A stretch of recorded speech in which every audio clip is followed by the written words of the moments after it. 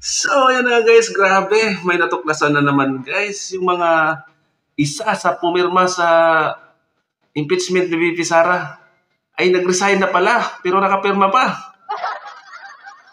Grabe, nagkapulgara na. Ang masama pa dyan, party list pa ni Congressman Marcoleta guys. Yung babae na nominee, siya yung nakapirma kahit nag-resign na nung September pa. Nag-resign siya kasi tatakbo nga para sa ibang party list. Kaya automatic na dapat wala na siya doon sa seat na yon. Pero nahabol pa doon sa 215 na tuklasan. Pero bago natin panoorin guys yung video, huwag niyo kalimutan mag-subscribe, i-like at i-share ang ating video guys para mapanood na lahat at updated kayo sa ating susunod na i-upload. Panoorin natin guys, grabe. Siya ang bilyonaryong si Caroline Tanchay sa 25 mambabatas na nagpahabol ng lagda sa impeachment complaint laban kay VP Sara. Pero sa ulat ng Politico website, nagbitiw na pala noong Setyembre si Tanchay bilang nominee ng Sagip Party List. At kaugnay niyan, makakausap po natin si Sagip Party List President Paulo Marcoleta. Magandang gabi po sa inyo, Paulo. Sagip Party List, yun yung party list ni Congressman Marcoleta. Gugustuhin ba ni senatorial candidate ni Marcoleta na pumirma ka dyan sa impeachment? Patuloy natin. Gandang gabi po sa inyo, Ma'am Pinky at sa mga manonood po natin. Baka anak ni Totoo ho bang nag-resign na si Representative Caroline Tanchay sa Sagip? Opo, in fact, we received a resignation letter dated September 2024 that she is resigning as a member and a nominee of Sagip Party List, effective immediately. At kapag yun po ay nagbigay po siya ng effective immediately na magre-resign na siya as nominee, ano ibig sabihin nun? Pwede pa ba siyang maging congresswoman? Sa totoo lang, dapat hindi na po. Dahil if you have given up your seat, ay hindi ka na po pwedeng magrepresenta sa ating partido. Lalong-lalo na po, Ma'am Pinky, si Ma'am Caroline Tanchay po ay nominado na ng panibagong party list, which is the Kamalayan Party. Opo. Kalain mo guys, pumirma siya kahit si Congressman Marcoleta, kasama niya sa party list na yan, Team PDP laban. Gaano ba kalaki talaga yung niyan, bigayan? Bakit pati kasama nilaglag na? Tuloy natin guys. So, nung nag-resign po siya, noong September 24, ano po ang naging kanyang status sa House of Representatives? Dapat po, automatic po, alisin na po siya sa role of members. Could you repeat that, sir? At lalong-lalo na po.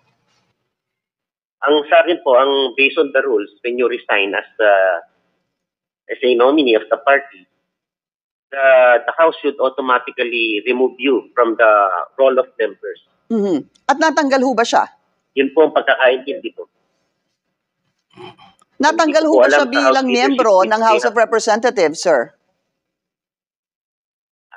Yun ang hindi ko po alam kung if the House leadership has taken action. Dapat automatic na kasi nag-resign na nga nagbigay na ng resignation tapos naging gumawa pa ng party list. Siya yung doon, nominado doon. O ano pang, ba't makakapirma pa?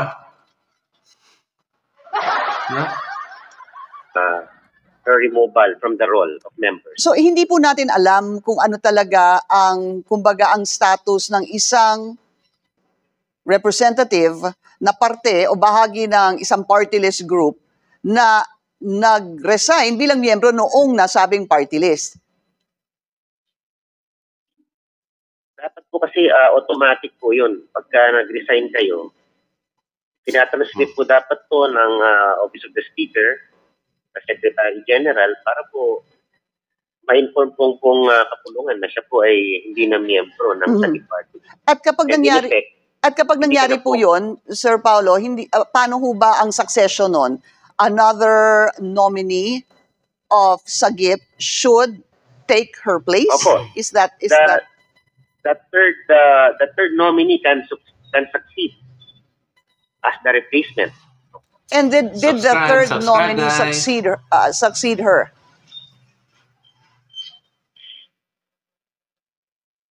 Sa akin po, yung partido po, hindi pa po yata nabigyan ng aksyon yan dahil naisip po namin, with only a few months to go,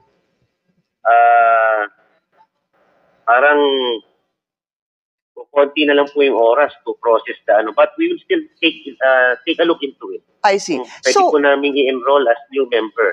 okay.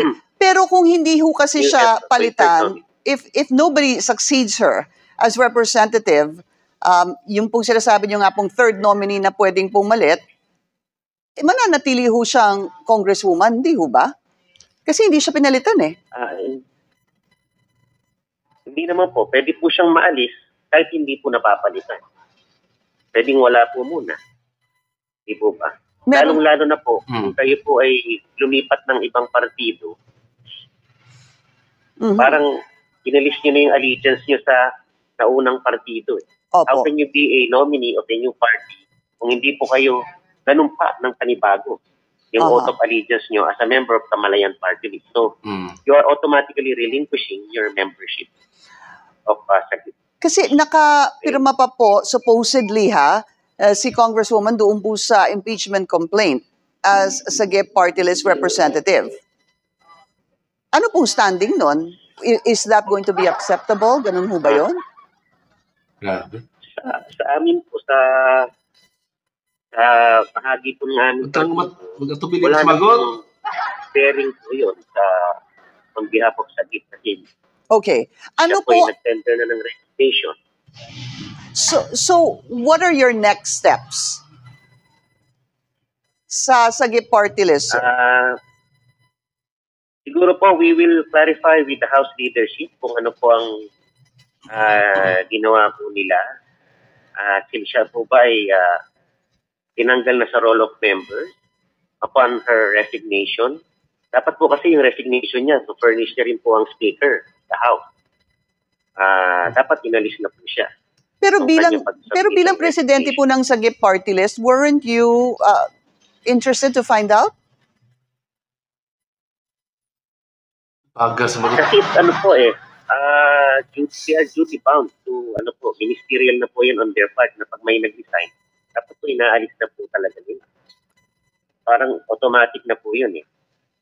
Okay. Kasi nag-resign na po siya. Opo. So, aalamin nyo na lang po kung anong status, sir. Yes po. Kung mamarapatin po ng partido, pwede po namin isumite yung bagong pangalan ng aming third nominee para po mag-assume ng kanyang posisyon na iniwan. Sagip Party List President Paulo Marcoleta, sir, maraming salamat po sa inyong oras. Di ba? Tingin nyo guys, gugustuhin ni Congressman Marcoleta yon ng Sagip Party List, yung first na pumirma doon sa impeachment na yun? Magkano ba talaga yung usapan dyan? Bakit ganon-ganon na lang? Kahit na alam na tumakbong senador sa side ng PDP laban si Sagip Party List, si Congressman Marcoleta, pumirma pa rin yung pumalit sa kanya doon. Nahabol pa kahit nag-resign. Di ba kahinahinala na yan? Grabe.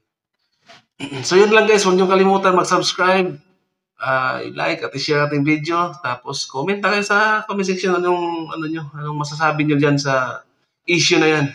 Maraming salamat. God bless guys.